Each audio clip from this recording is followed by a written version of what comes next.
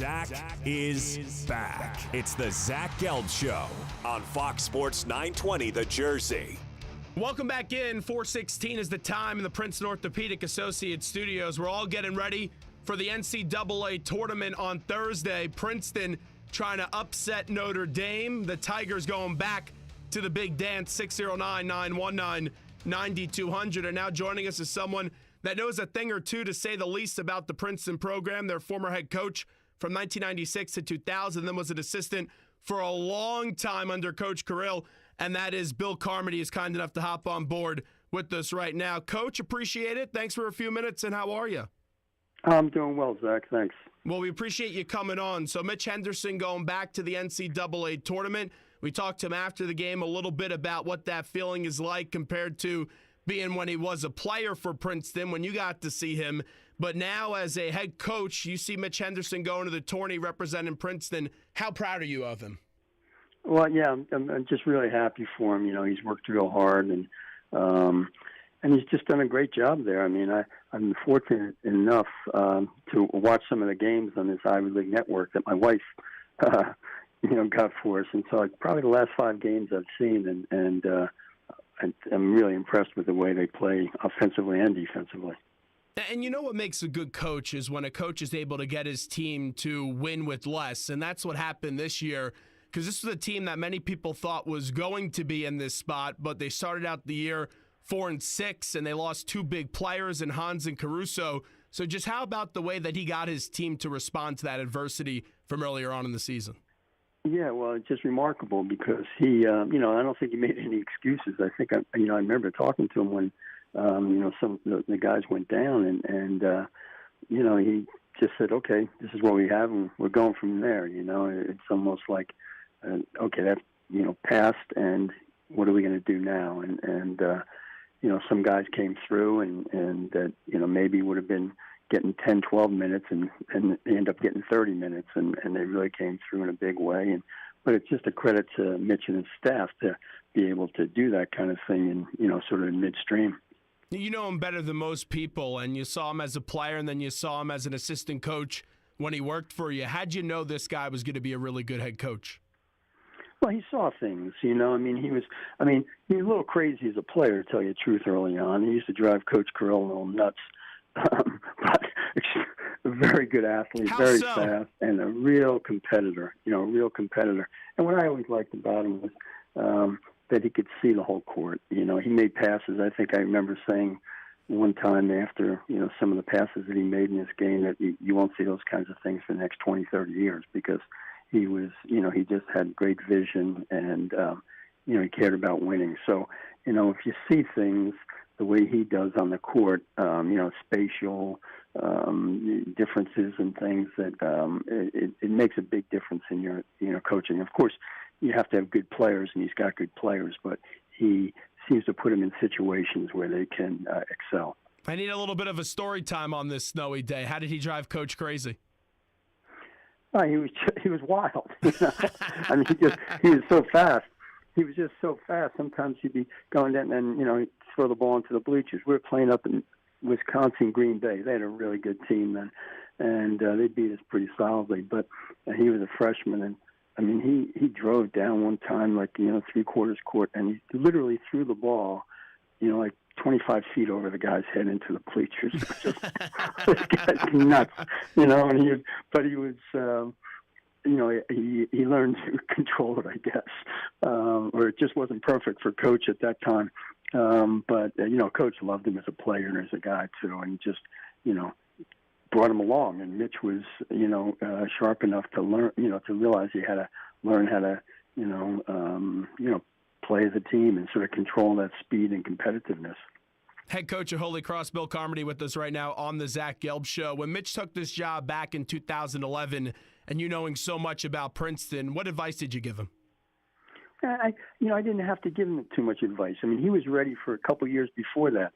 In fact, he was, I think I was getting on his nerves and he was getting on my nerves a little bit, It's just when you're an assistant for a long time, and I was with Coach Carrill for a while, the same thing happened. Your time is ready. I knew Mitch was ready 2-3 years before that. And, he tried for a few jobs, went for a few interviews, didn't get them, but got close.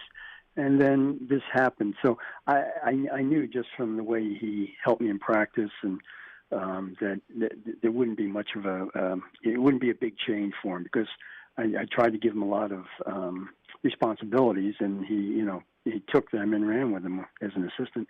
When you're an assistant and the goal is to eventually become a head coach and you have to put in years and years of diligent work, but when you have to wait 10 plus years like yourself or like Mitch had to wait a while, how tough is that? Well, I think it can be tough.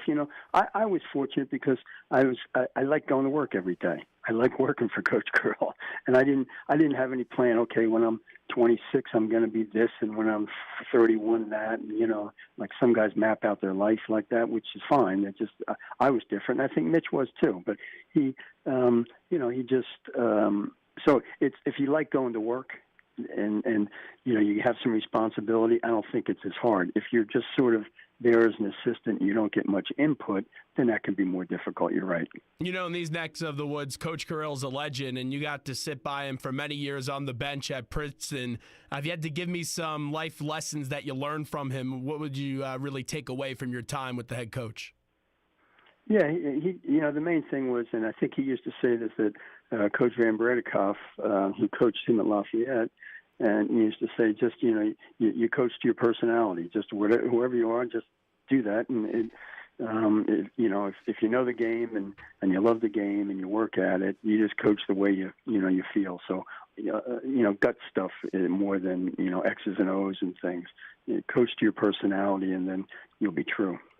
Bill Carmody with us right now on the Zach Gelb Show, Fox Sports 920, The Jersey. Coach, when you took over Princeton, you went undefeated in the Ivy twice, and this Princeton team just went undefeated in the Ivy and then had a little bit new thing to do by winning the Ivy League tournament. Just how about you when you look back at your teams that went undefeated in the Ivy compared to this team? Different century. When I was coaching one time, someone said to me, "How do you compare yourself to the point guard I had at the time?" And I said, "Well, he's bigger, he's faster, he's a better dribbler, passer, shooter, he's tougher, and besides that, we're about the same, So, when different to 20 years, guys are better. Guys get better, and athletically, it doesn't mean the teams are necessarily better, and certainly there are exceptions. But when you go, from 1996 and now it's 2017, 20 years, things change and generally people get better, athletically. So this is a terrific team that Mitch has, and, they play together so well. I was just so impressed. Have you watched many of the games? I'm interviewing you now. Yes, I have, of course, yeah. Yeah, well, these I just think that they pass the ball well, they defend extremely well, and, you can't stop this one guy and then you expect to win. Because there's 4 or 5 guys that can get you 20 on any given night. That last game, the second last game against Penn, they didn't shoot the ball well. They didn't look like they played that well, and give Penn credit for the job they did that night. But they still won, and so when you're not playing that well and you can win, you got a pretty good club. What I really like about this team is their mix of their seniors and then also their youngsters. You see the leadership of a Spencer Weiss and then also a Stephen Cook. But you mentioned that Penn game. That's a game they probably should have lost, but you just see the extra effort of a silent assassin and Miles Stevens, who went 20 points in both of those games. But really, Coach, to me, his most impressive part of Miles Stevens' game is really his defensive play, because that block that he had on Sunday was something that people are still talking about. It was unbelievable. Yeah, he's a terrific player, and he started that overtime with 2 big hoops, getting to the basket and just being strong and powering it up. But yeah, he knocks down shots too. He's a really good player. I think I offered him when I was out at Northwestern when he was a freshman or something like that. Where was he? Was he at Princeton Day School or where was he? He grew up in the area, and then I think he went away. He went away, but I think he was at one of the Princeton Day School or Lawrenceville or somewhere. And I came out to see, Devin Reed. Okay. Devon Reed, who was at Miami. And I saw him, and I said, whoa, this guy's good. Very good. So I'm really happy that Mitch has him, and I think he's going to be a good player, and the future's bright for them. Like you said, they have a lot of good young guys. And one of those guys who's a junior now, also Amir Bell from East Brunswick. He's just a smart, intelligent player as well. Yeah, and physically pretty gifted too. And good sized guy. He's another guy that sees the court and he plays to win. When he has to shoot, he shoots. When he has to drive, he drives. When he has to, come up with a rebound, he does that. It seems like all those guys are, the 6'4", 5', 6'6" size, and they can all do a little bit of everything, which is really nice. Coach, looking back at your time at Princeton, everyone, of course, remembers when you talk about upsets and everyone's filling out the bracket, that Princeton-UCLA game. Give me a few recollections and a few thoughts about what you remember from that game. Yeah, it was I just remember UCLA was mad because they won the Pac-10 or Pac-12, whatever it was then. And I don't mean after the game, but before the game, that they had to be shipped out because they won that conference by like 3 games, and they moved into the Midwest. So they weren't that happy. And I remember our first practice, for some reason, I don't know, we were in Dillon because, I don't know, volleyball was in the gym or something. And we were in Dillon, and Pete just said, and don't even think about going for an offensive rebound. He just said, I don't want to give them any hoops. They're not going to fast break on us. They have to, score against our defense. And so it was, it was a great win. And I still remember that sort of that picture, that iconic picture of Mitch jumping in the air, after we won. And he was like, he was an emotional player. He jumped up high, and, people took that picture, and, pretty famous now. But in the back was Sidney Johnson, who was, a terrific player and now the head coach at Fairfield. And he was like a real thoughtful, smart player. And he wasn't going to celebrate yet. He looked, made sure the clock, okay, is it definitely, okay, now I can, jump up and enjoy it. But it was, the two guys were teammates, and they were really different, but both, winners. It's funny, Coach Johnson is actually going to join us in about an hour from now right here on Fox Sports 920 Okay. The Jersey. So I'll ask him about that for sure. But when you look at the role of an underdog, Princeton going to be an underdog to Notre Dame. Notre Dame has been to the last Elite Eights in the NCAA tournament. As a coach, when you are an underdog, and I know coaches don't sit there and go, oh, how the heck in the world can we beat Notre Dame, big bad Notre Dame, but how do you approach it as a coach? Yeah, well, I mean, what I see with this Princeton team is that they try to exploit matchups an awful lot offensively. So they'll just think who can't play. All Mitch's guys can go outside and shoot the ball pretty much. And so who on Notre Dame doesn't enjoy going out and playing guys on the perimeter? Who can you post up? And sort of play to that, what you think is the strength of yours compared to them. And then, Notre Dame sort of plays in a similar fashion, too, because they have a lot of guys that can do a lot of different things. And so it's not mirror images, but they're very, very similar in the style because, Mike Bray has done a great job there for a number of years, and they have some very good players. And so I don't know so much. Mitch won't talk about being an underdog or anything. I think he'll just talk about going forward, that these are the things that they do well, and see if we can eliminate some of those things, stop some of those things. And then, how can we somehow upset what they do offensively? Can we somehow, if they have a 3-point shooter, can we wipe that guy out? Do they get the ball inside an awful lot? How are we going to do that? Are we going to double team? Or are we not going to double team? So you go about it in the same fashion you do, I think, at any game. More's on the line, I guess. But probably not any more than this past weekend down at Gloucester. Wrapping up with Bill Carmody right now. Did you like the Ivy League tournament? Are you a fan of what the Ivy's doing? No, I think it's a joke. I don't know what. I mean, you got to be kidding me. I think it's really bad. Why don't you like it? No, I think it's horrible. You go 14-0, and then you're playing a team that's 6-8 in the league, and you lose, and you're in a one-bid league. Whoever wins that league for 2.5 months should get the bid. Now, if someone wins a tournament, give them the NIT bid. The NCAA owns both of them. Give them the NIT bid, but I just don't think it's right at all. And it doesn't help, the one-bid conferences. All it does is maybe you sneak in, a 5th, 6th, 7th team from a bigger conference. And, we were the beneficiary of that last year here at Holy Cross because we won the tournament and we finished 9th in the league, 8th or 9th. And so But I said it right then, this isn't right. It's just not right. The team that wins it should get it. So that's why I was very happy Bucknell won it last year and won it this year, and this year they won a tournament too. So, no, I'm not a fan of the Ivy League. And one more thing, I don't think if you're going to have a tournament, have all 8 teams in there. Well, that's very interesting, yeah. Yeah, I mean, all it does is give ADs a chance to fire the bottom 4 guys. Oh, you didn't make the conference tournament 2 years in a row. I mean, come on, it's an extra day. Who did that? It's hard to believe. Yeah, and you saw this year Monmouth. No problem. We like that. You saw Monmouth this year. They go on a 17-game win streak, and they lose in their conference tournament, and they don't get in. And I just thought that's why this year with the Ivy League tournament, you really did need Princeton as the top seed to win it, just so you could have not as much backlash from what happened. Yeah, I mean, yeah, you're right. Monmouth should have gone in last year. They should have gone in this year. It just doesn't make sense. So I don't know. I wish they'd rethink that. The point that people make is, well, if we lose 3 games or 4 games and we still have 6 games left, well, guys have nothing to play for. Well, I don't know. This is, that's a teaching point too. Things don't always work out for you, but everyone doesn't get a trophy. Come on. It's just not right in so many levels.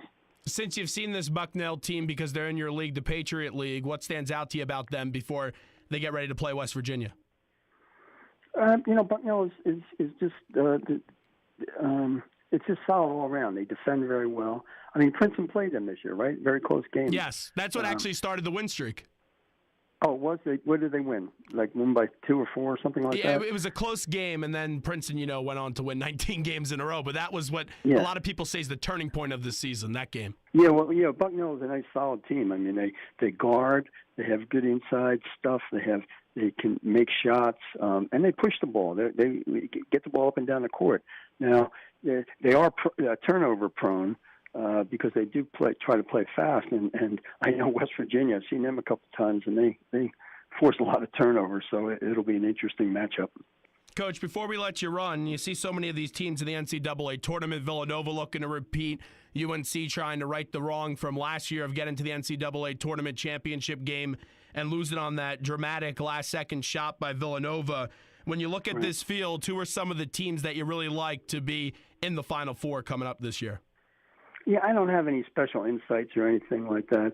I just like to see, good basketball, and certainly some of the teams that are, seeded high have better chances. I mean, it just works out that way. But I mean, I enjoy watching Villanova play. I have to say that they guard, and they have a lot of different guys that are shot makers and playmakers. They're very nice, and I always like Kansas. I mean, I think Self is a heck of a coach. He does a lot of things offensively that I like to see. And, it's like a lot of North Carolina stuff. So, besides that, I mean, there are a lot of different teams. And I've always liked Notre Dame, because I like the way he coaches. And I happen to know Farrell, Matt Farrell, the guard. I know, his pop a little bit. And so I want Princeton to win and that kid to do well. Yeah, it was a tremendous story this year, what they did for that family right before the holidays. That was unbelievable. Yeah, it was really special, and it is a terrific family, and so I wish him the best. Well, Coach, we appreciate it. Head coach of Holy Cross, Bill Carmody, thanks so much for coming on. All right, Zach. There's Bill Carmody joining us on the Zach Gelb Show, Fox Sports 920 The Jersey. Miles Stevens, we know that he was from this area. He actually went to his high school in Delaware was St. Andrews, but that was for his senior year, I believe.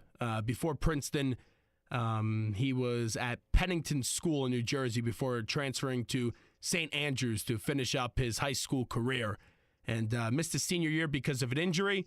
Was a 1,000-point scorer in 3 seasons of high school basketball, but now has become a very, very, very nice story for Princeton, and he was unbelievable in the Ivy League tournament. I'm okay with the Ivy League tournament. I thought it was a fun scene at the Palestra, and it does generate more attention to the Ivy League. But I could definitely understand if you're a coach in that conference and you're a one-bid league type of conference, why you don't like that, because you could be 17-0 in the conference, 16-0. You have one bad half of basketball, and the next thing you know, all that hard work goes to waste. So I can understand both sides of the argument, but I did happen to like the Ivy League tournament in the Palestra this past weekend. 609-919-9200. This is the Zach Gelb Show, Fox Sports 920 The Jersey. What we'll do right now is we'll take a quick break. When we get back, time in the Princeton Orthopedic Associates studios is 4:36. When we get back, it's time to fill out those brackets, baby, on a little snow day or rain day, whatever you want to call it, with this crazy weather forecast. When we get back, we'll fill out the bracket. We'll do the left side, then the right side. Coming up next on the Zach Gelb Show.